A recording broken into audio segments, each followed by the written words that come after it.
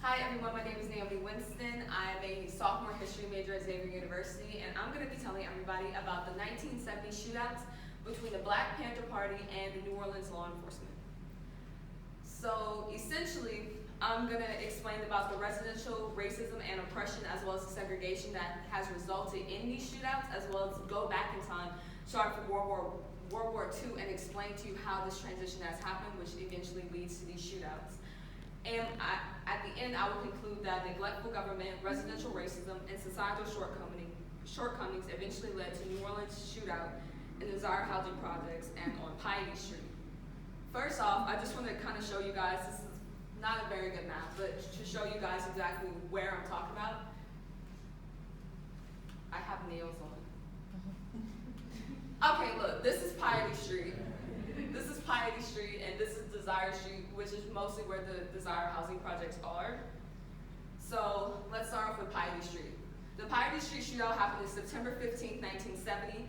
Essentially what happened is the New Orleans Police Department decided to infiltrate a Black Panther meeting, and the Black Panthers didn't like that. So the Black Panthers proceeded to kick them out of the meeting and beat them, which led to more police officers coming to the scene. In addition to that, I also want to mention that it wasn't actually the Black Panther Party in New Orleans, but the National Committee to Combat Fascism, or the NCCF, which is actually a sub-branch of the Black Panther Party. And so all of this led to a fight, and at the end, the night resulted in 14 people being arrested, ages ranging from 17 to 27, as well as the death of one young man. I will mention that the young man who was beaten, he was the only casualty, was not a Black Panther, he was just a kid on the street.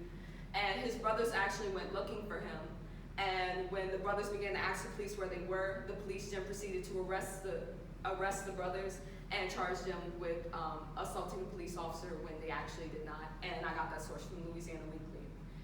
Their bail was originally set at $100,000 apiece, which was later reduced to $25,000, $5,000 per attempted murder charge for the 5 police officers that were assaulted. Next, we talk about the Desire shootout. This is actually a real picture from the shootout. I found it on Google, but I confirmed that it is a real picture from the Louisiana Weekly. So basically, it happened November 19th, 1970, which is about a month later or so. So basically, the NOPD tried to infiltrate the Desire housing projects, but they were unsuccessful, so this is a later date. So essentially what they tried to do at first was they tried to rush in. They came in with 250 officers in riot gear in busloads, supposedly because the Black Panthers were breaking a $50 trespassing law. And even though they told the courts that they were specifically not going to infiltrate the housing projects on that matter, they tried to infiltrate apartment 83315 in the Desire housing project. So what they found was that the Desire residents actually protected the Black Panthers. That's why they were not able to infiltrate it, because they literally created a boundary, like a human boundary between it, and did not allow them to come out and not allow them to infiltrate the boundary. So this is what they decided to do later. On November 19th, they decided to steal clergymen clothes, I think like robes and things of that nature, from a church to infiltrate into it. And then they knocked on the door of the apartment stating that they had goods for the breakfast program that the Panthers were running. When in actuality, they bursted in. They arrested about 25 people at the actual apartment and 6 people who were on their way to a convention in DC, which resulted in one of the women being shot in the chest, and she was actually handcuffed to her hospital bed awaiting her charges. At the end, this led to the arrest of 31 Black Panthers members, and this also marks the end of the Black Panther movement in New Orleans. When questioned about whether he thought the Black Panthers would ever give up, Reverend London said, as Pope, "My frank answer is no. They would rather die than die for their cause." Now, in order to understand what happened, we have to understand where it started. So this is where we start with World War II. After World War II, Black residents were sold cheap homes where it was known for flooding, which is also known as the Ninth Ward, where it was low inland, it was known for flooding. It was soon realized how valuable that these properties were. So in turn, the city of New Orleans tried to come up with a system in order to kick them out, but they could not. So this is where we see how Hurricane Betsy led to people being kicked out of their houses. So essentially, I skipped past it. Essentially, during the course of Hurricane Betsy, the Ninth Ward suffered greatly because of flooding, lack of emergency support, and the levee breaking. It was even rumored in some black communities that the city purposely exploded the levee to flood that area and flush the black community out of that area. Residents of the Ninth Ward were bombarded with bills that they could not pay, houses that they could not fix, and a neglectful government that would not fix their community, homes, or acknowledge their aching pocketbooks. From this point on, we can see where the racial tensions start increasing in high magnitudes. And this is where we see the urban housing renewal. Essentially, urban housing renewal meant that after Hurricane Betsy, if people could not afford to fix their houses to city standards, then their houses were taken away. Walter and Elizabeth Rogers, who I got majority of this information from the Walter Elizabeth Rogers collection here at the HNOC, they were black political activists who fought against the urban housing renewal, citing that it would negatively affect the black citizens in poverty. Essentially, this right here is something, this printer just does not like me. The Sewage and Water Board actually was sued successfully for $3 million on behalf of the lower Ninth Ward residents, which equates to $21 to $27 million in today's money.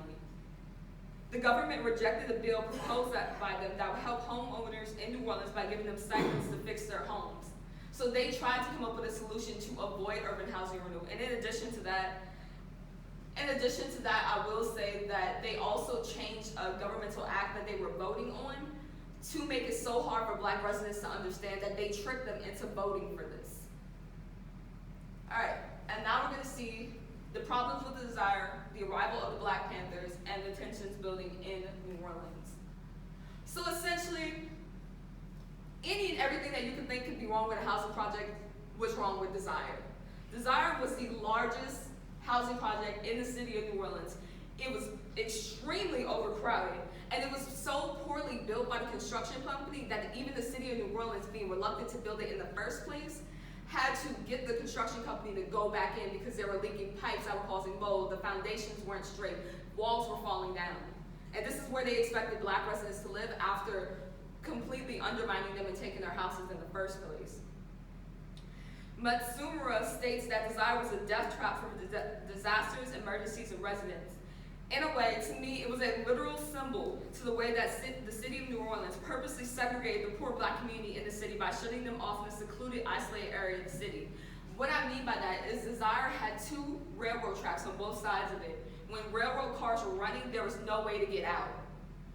So that, which of course, was really bad for emergency situations, evacuations. If there was another flooding or Hurricane Betsy, it would be almost impossible for these people to get out.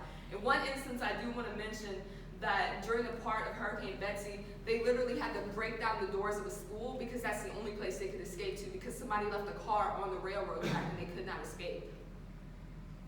Going back to the overcrowding, there were 13,000 residents that were living at Desire at one point, and one young man who came back and did an interview about it, saying that there were 13,000 residents in Desire, 10,000 of them were children, and they had one park. They said that they had to wait 3 or 4 days to even get a chance to swing on any of the swings. He even states that this is where this is where I really see the fall of black power, black ownership, as well as the black home, because you had to have a certain level of economic poverty to even be able to get into these places. They were not allowed to have toasters or anything that was seen as a luxury because they were supposed to be too poor for that. And this is also where we see the loss of the 2-parent household in black communities, because if you had a 2-parent household, you were seen as if you could afford somewhere better to live. So a lot of people, they didn't get boyfriends or they didn't get girlfriends to help them out, even though they wanted that influence in their home, they couldn't because they were risk losing their housing. And now we're going to talk about the arrival of the Panthers.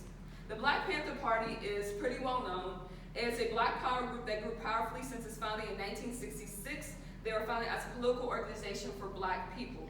They stressed self-reliance, racial dignity, promoted the improvement of social, economic, and political advancement of black people, and they monitored police activities. They established breakfast programs, helped the homeless find housing, and established free medical clinics.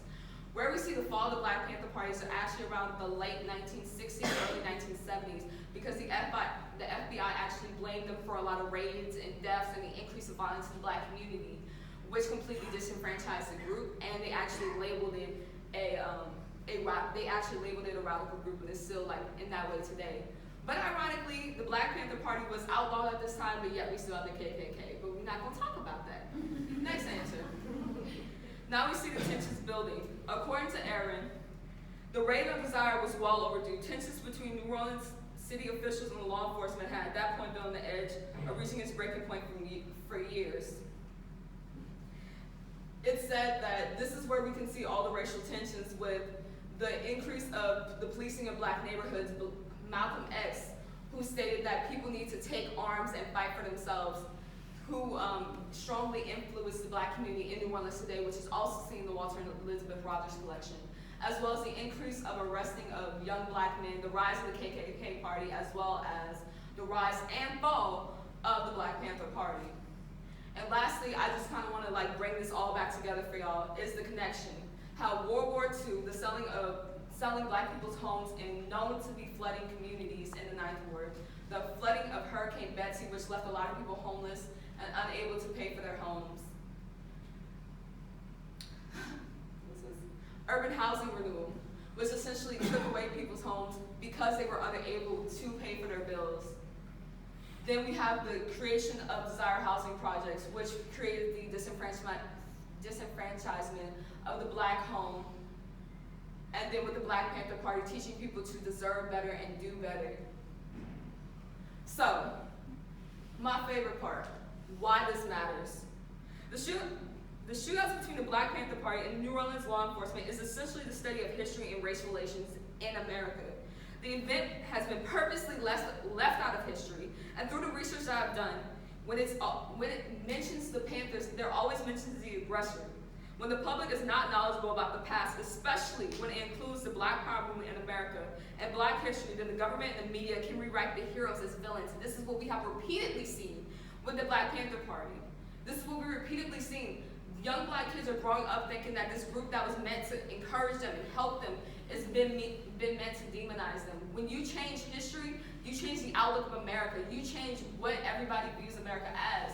Little black kids and people in general should not grow up not knowing this event happened, because it's important. And which leads to my next matter, is my research project, my research process. It wasn't that the information was hard to find, but the fact that the story had been so well hidden, no one would know if it was there until they looked for it in the first place. Once I figured out this event even happened, finding this was a piece of cake. It really was. I was surprised about how easy this was to find. The Historic New Orleans collection, specifically the Walter Elizabeth Rogers collection, really helped me build that timeline of everything leading up. And at one point, they even had a letter where they apologized for the people of Desire that they could not help them further. And then the Louisiana Weekly, which is one of the oldest run African-American newspaper in the city of New Orleans, was extremely useful as far as like building the events, showing the tensions. And in addition to that, my secondary resources I use range from journals to books to articles to interviews. But mostly from Arissa Aaron. She really helped me to establish my timeline really well. She actually wrote this book, the Black Panther pamphlet, as well as a Black versus Blue article, which she compares the same battle in a little bit more of a clearer manner. But in saying all this, my research project was very exciting. I would love to do this research again because I'm very pro-Black, and this was just a great assignment.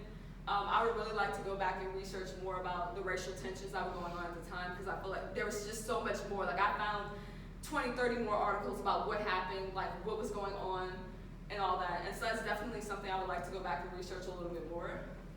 But in the end, I will leave you with the words of the Black Panther.